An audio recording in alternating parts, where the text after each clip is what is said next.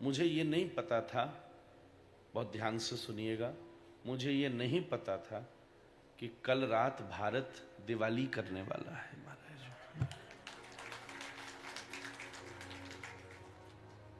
बस इस देश में नहीं थी, पड़ोसी देश में थी। बधाई हो आपको महाराज।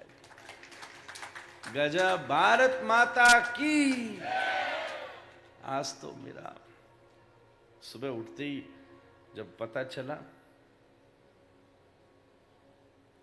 वाह, बगल में पटाखे फूटे हैं।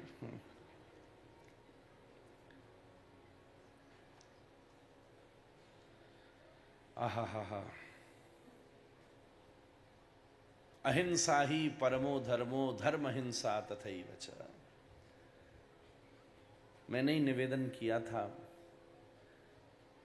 डमरू शंकर बड़ा अच्छा बजाते हैं, पर कभी कभी त्रिशूल की भी आवश्यकता पड़ जाती है महाराज। मैं विशेष प्रणाम करता हूं इस भारतीय सैन्य सामर्थ्य को। उस दिन भी मैंने कहा, मेरे लिए तो ये सेना ही श्री कृष्ण है महाराज। आपने हालांकि प्रशंसा की बात करूं उससे पहले, भारत ने प्रत्युत्तर तो दिया है, पर बगल वाले के मंसूबे हम सब लोग जानते ही हैं।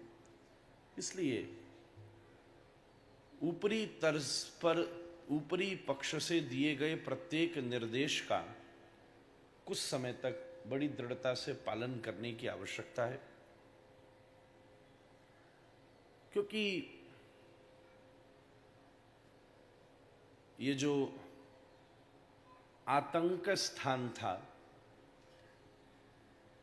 हम लोगों ने थोड़ा नाम बदल दिया है पड़ोस देश का। आतंक स्थान जो था वो आतंक स्थान जो था ना, ताली बजा लो भाई। हाँ, हरे कृष्ण। जब राष्ट्र धर्म की बात हो तो खोल के बोलना चाहिए ना। आदमी अहिंसक नहीं, नपुंसक है। इसके मंसूबों का पता और नहीं है, इसीलिए आज भी एक मॉक ड्रिल की योजना है। उसके लिए हम सब लोग सावधान रहें। कुछ समय तक बहुत विशेष चिंतन के साथ सुरक्षित रहने का भी प्रयास करें, पर भय की कोई बात नहीं है। भारत में प्रत्येक व्यक्ति को सैनिक होना चाहिए महाराज।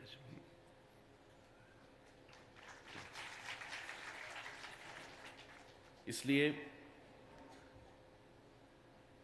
मैं विनती करूं,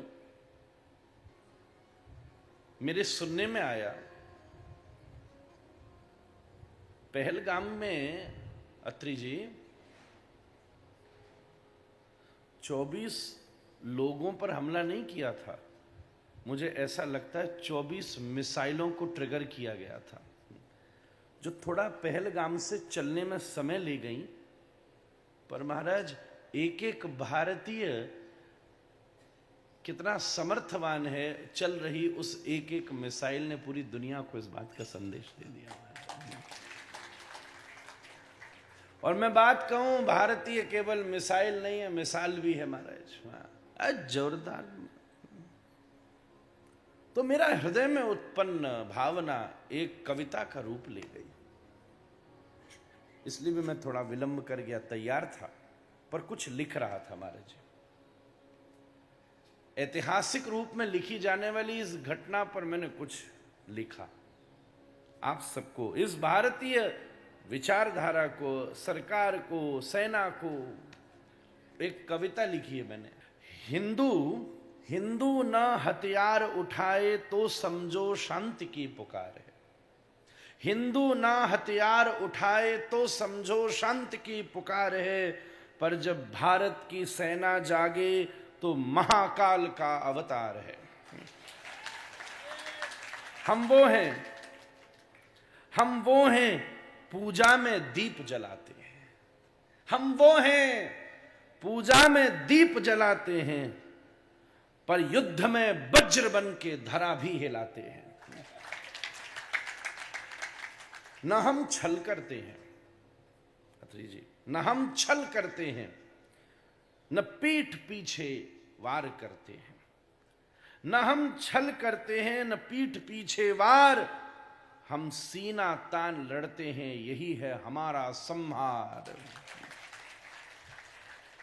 हर मंदिर की घंटी एक रण का संकेत है। हम भी तो घंटी बजा के अपने अहंकार से लड़ते हैं, हम तो रोज लड़ते हैं, अपने अभिमान से लड़ते हैं। जब देवता के सामने माथा टिकाते हैं तब अपने अहंकार से लड़ते हैं, काम से लड़ते हैं, क्रोध से लड़ते हैं, शरणागत होते हैं। हर मंदिर की घंटी रण का संकेत है, हर सैनिक के रगों में राष्ट्र का ये वेद है। हमारी चुप्पी को माला का, हमारी चुप्पी को माला का मौन मत समझना। जवाब दो महाराज, इतने दिन से चुप बैठने का मतलब नहीं समझिएगा। शांति बहुत बड़े आगाज का ऐलान करती है। हमारी चुप्पी को माला का मौन मत समझना, जब ज्वाला उठे तो इतिहास नया रच देना। ये सिंदूर, कल सिंदूरी ने रंग दिखाया था। मिशन सिंदूर, वाह! ये सिंदूर हमारी मां का अभिमान है, ये सिंदूर हमारी मां का अभिमान है। जिस पर आंच आई तो पूरा हिंदुस्तान है। ना ये रंग है, ना ये रंग है, ना ही सिर्फ श्रृंगार है। ना ये रंग है, ना ही सिर्फ श्रृंगार है, ये रक्त में लिखी हमारी सैन्य प्रतिज्ञा का आकार है। सैन्य प्रतिज्ञा का आकार है।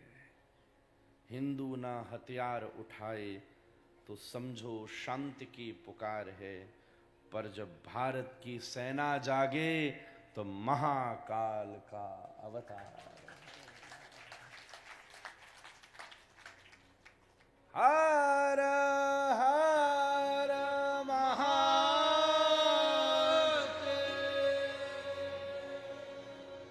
हरे कृष्ण हरे कृष्ण हरे कृष्ण। आज मेरी इच्छा, कथा के बाद अपन राष्ट्रगान करके विश्राम करेंगे महाराज।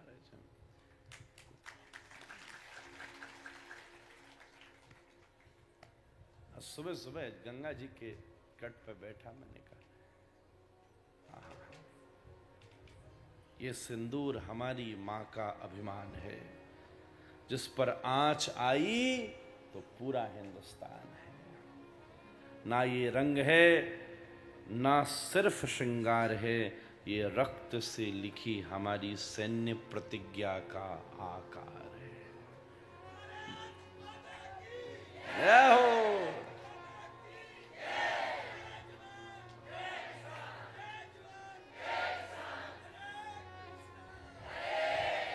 वाह वाह, क्या बात है।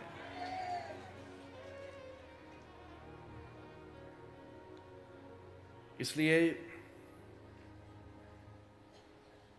हमारे लिए सबसे बड़ी भक्ति, सबसे बड़ा देवता ये भारत ही है। ये है, ये सुरक्षित है तो मंदिर सुरक्षित हैं, देवता सुरक्षित हैं, कथा सुरक्षित है, पूजा सुरक्षित है, कीर्तन सुरक्षित है, ये हरे कृष्ण बोलने की सामर्थ्य सुरक्षित है महाराज। वाह!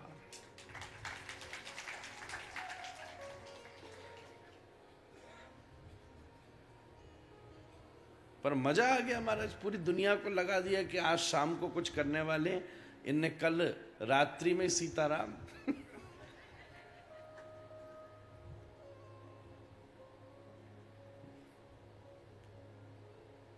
तो एक सामान्य जन नागरिक ज्यादा कुछ भी न करे तो मेरा यह दायित्व बनता है कि हम सेना के उत्साह का साधन बन सकते हैं, सैन्य उत्साह का कारण बन सकते हैं। तो बात दूर तक ले जाइएगा।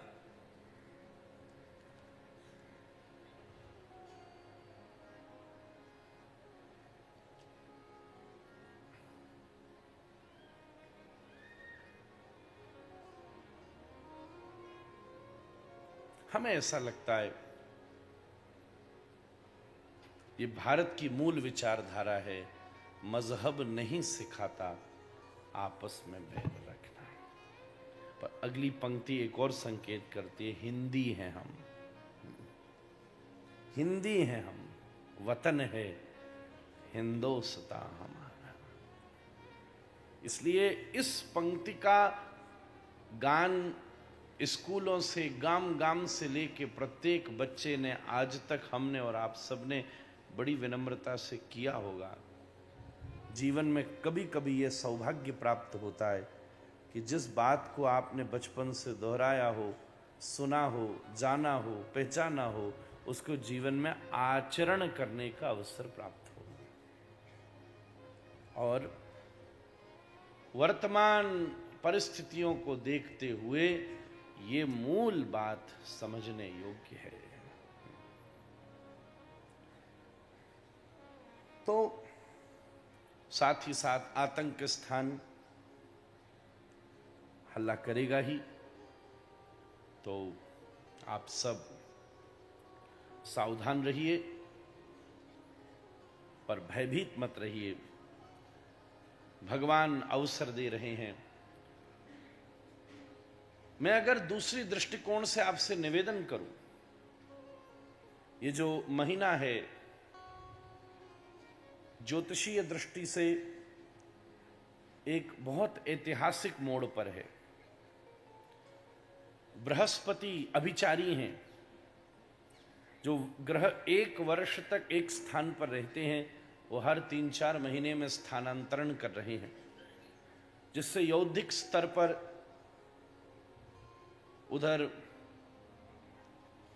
इजराइल की तरफ का भी आप जानते हैं, रशिया की तरफ भी आपको मालूम है, कुछ दिनों से व्यवसायत्मक रूप से अमेरिका चाइना के बीच में मतभेद हैं, और भारत के बीच में भी ये एक द्वंद्व शुरू हुआ है।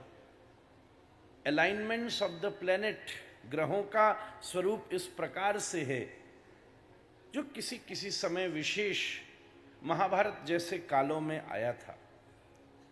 पर एक बात मैं बड़े स्पष्ट रूप से कह दूं, निश्चित रूप से महाभारत जैसे कालों में युद्ध की स्थिति बनी थी, पर विजय सत्य की ही हुई थी। स्थिति आगे हो सकती है, पर विजय भारत की ही होनी है। अब भारतीयों का समय आया है बंधुओं। दुनिया ने देखा है इस देश को, 50 वर्ष की स्वतंत्रता के बाद अवसर मिले हैं। हमारा युवा जागरूक होकर धर्म सेवा कर रहा है, राष्ट्र सेवा कर रहा है।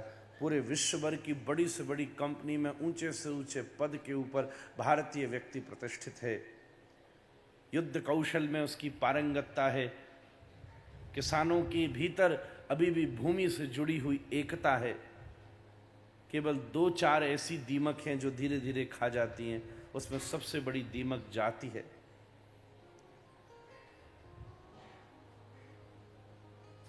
उसका अनुभव करना बड़ी आवश्यक बात है। हम कोई एक ऐसा बिंदु होना चाहिए जब भेद से मुक्त हों। देखिए, सबके कमरे अपने अपने हैं। जब अंदर जाते हो तो अपने अपने कमरे में बैठ जाते हो, पर जब कथा में आते हो तो सब कमरे खत्म हो जाते हैं और सब एक साथ बैठ जाते हो। मैं ऐसा कहूं, हो सकता है कई कारणों से, भाषा को लेकर, जाति को लेकर, राज्य को लेकर सर व्यक्ति के अपने अपने कमरे हों, पर जब भारत की बात आए तो सब ऐसी पंडाल में आके बैठ जाया करो। ये एकत्व की आवश्यकता है। मैं निवेदन करूं, योद्धा और इन सब के साथ साथ महात्माओं का भी बड़ा भारी दायित्व है। किसी जमाने में इस भारतवर्ष ने साधुओं को युद्ध के लिए तैयार किया था। बहुत सारे परिवेशों में। इसलिए अगर बुद्धत्व में भी सन्यासियों की प्रधानता है तो युद्धत्व में भी होनी चाहिए। निश्चित रूप से जिसने गृहस्थ आदि सब धर्मों से कुछ छोड़ दिया हो, ऐसे व्यक्ति को तो राष्ट्र के प्रति समर्पित होने का प्रथम दायित्व बनता है। मेरी बात बुरी लगे तो मैं क्षमा चाहूं, पर सत्य बात है। केवल पूजना ही धर्म नहीं है, कभी कभी भारतवर्ष के लिए, भारतवर्ष की पूजा करना भी हम सबका धर्म है महाराज। इसलिए आप सब उस अनुभव के लिए, उस परिवेश के लिए तत्पर रहिए। भारत को एकत्व भाव से पक्का कीजिए। और सिंदूर सुरक्षा का अभ्यास देता है, सिंदूर सामर्थ्य बताता है, सिंदूर दृष्टि को पवित्र करता है, सिंदूर आपको सुरक्षित करता है, सिंदूर आपके अधिकार का निर्णय करता है, सिंदूर सामने वाली की मांग पूरी कर देता है, सिंदूर व्यभिचारी दृष्टि को संयमित कर देता है, सिंदूर एक स्त्री को लक्ष्मी बना देता है। आज हमें ऐसा लगता है कि भारतीय युद्ध सेना ने, भारतीय बल ने, भारतीय विचार ने इस भारतीय विचारधारा के ऊपर, इसकी सुरक्षा के ऊपर अपने सामर्थ्य का सिंदूर लगाया है महाराज। मेरा अब तो कुछ और कहने का मन ही नहीं हो रहा महाराज। मैं क्या बोलूं आज।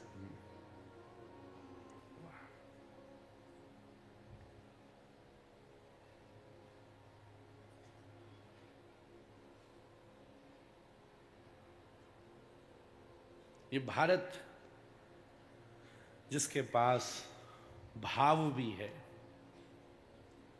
जिसके पास रण भी है और जिसके पास त्याग भी है,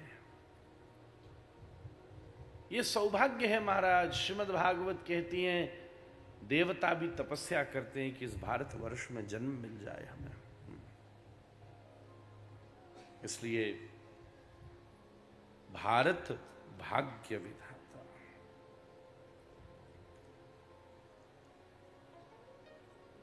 और जो होना है वो तो सब किसी के हाथ में नहीं है, पर एक निर्णय अवश्य होना चाहिए और यहां तक होना चाहिए कि भविष्य में कभी भी कोई पूछे तुम्हारा धर्म क्या है, और जब तुम बोलो हम हिंदू हैं, तो सामने वाला बंदूक न उठाए, जमीन पर माथा रखकर प्रणाम करे महाराज। निर्णय तो वहीं तक आना चाहिए जब पता चले। हाँ,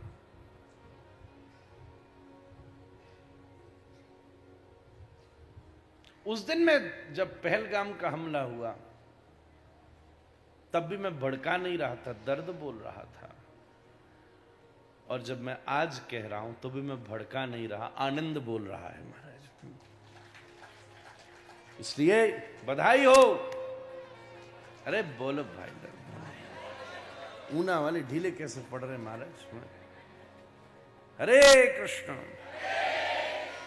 अब इसमें तो पूरा दम दिखाया। हाँ, बोल भारत माता की, बोल भारत माता की, बोल भारत माता की।